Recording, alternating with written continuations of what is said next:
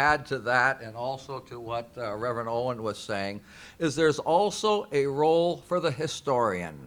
Now, the purpose of the historian is to relentlessly ask the question of why. And so it probes into the roots of things. And so sometimes science takes on a historical perspective. For instance, we know historically that atmospheric carbon dioxide was in the atmosphere at 250 parts per million, and now we are over 400 parts per million, so that helps us. In California, where I'm from, if we look at the state historically, we had the great stellar sea cow. It was a Pacific manatee. Those are extinct now. We had as our state animal the great golden grizzly. Those are extinct now. The condor was in the sky, and where I live, there were huge runs of salmon and steelhead. Those are all gone. The elk are gone. The wolves are gone. We are approaching this question from the perspective of a depleted world. It doesn't have the historical richness that was known just 4 or 5 generations ago. And when we look at the scriptures, we see that we were originally mandated to a kind of explicitly told to have dominion, which is to rule like a king, but the king ruled in the place of God. And so there was what was glibly called the divine right of kings, but it's the responsibility to imitate all that we understood about the Creator, so that the love, the blessing, all that goes with dominion. And so we have a skewed and distorted understanding of biblical terminology. We were told to dress and keep the creation, but historically, in the Hebrew, that would have been avad and shamar.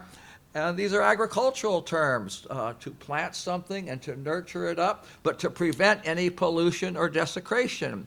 And so relentlessly through the scriptures, we see that we are enjoined to a relentless caring for what belongs first to God.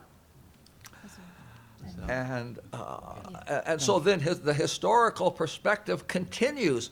How did we get into this predicament? Why is there a climate crisis? What did we do? And how are we culpable? That's how all of this role is germane to addressing the climate challenge. Thank you.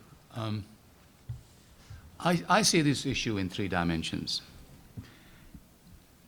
And one of these dimensions were quite eloquently and beautifully described by yourself.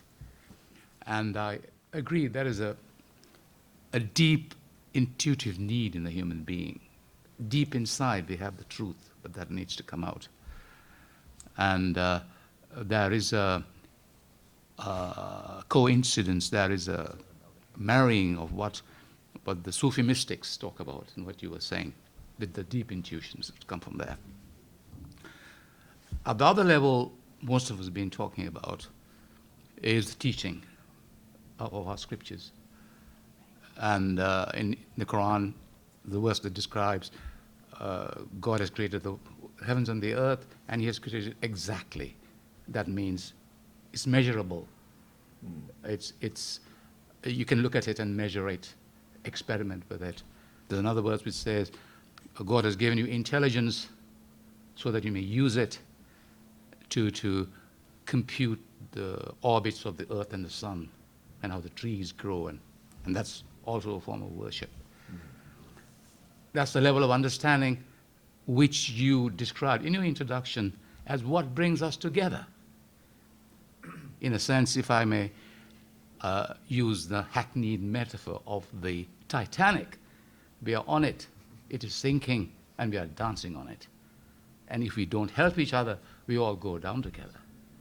There's no choice about it. Now, I come to the other dimension. We have to consider, and hopefully this is going to be my endeavor in the next 2 or 3 days, is remind people we can make beautiful quotations. We can say we all agree. We can say we need to work from the inside.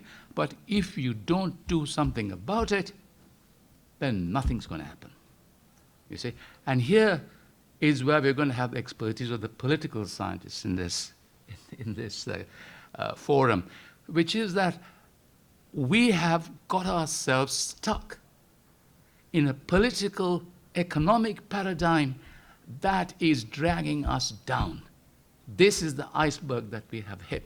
If we don't change that, we will, in the next 100 years, continue to have forums like this. We will agree about the deep need for change and the immediate superficial need for change, but we will not change anything. Because we are in this political paradigm that has brought us here, that has caused the problem. If you don't change it, you will not change it. Yeah. Yeah. It's interesting. The Orthodox Church is more or less an Eastern church, and it kind of sees things a little bit different.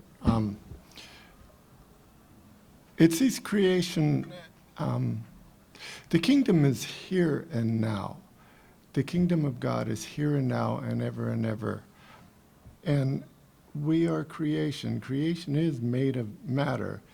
And matter and, spirit, you would call it like energy and knowledge. And the goal would be to foster, fulfill this kingdom now. And I see faith with that understanding that, creation is really the kingdom.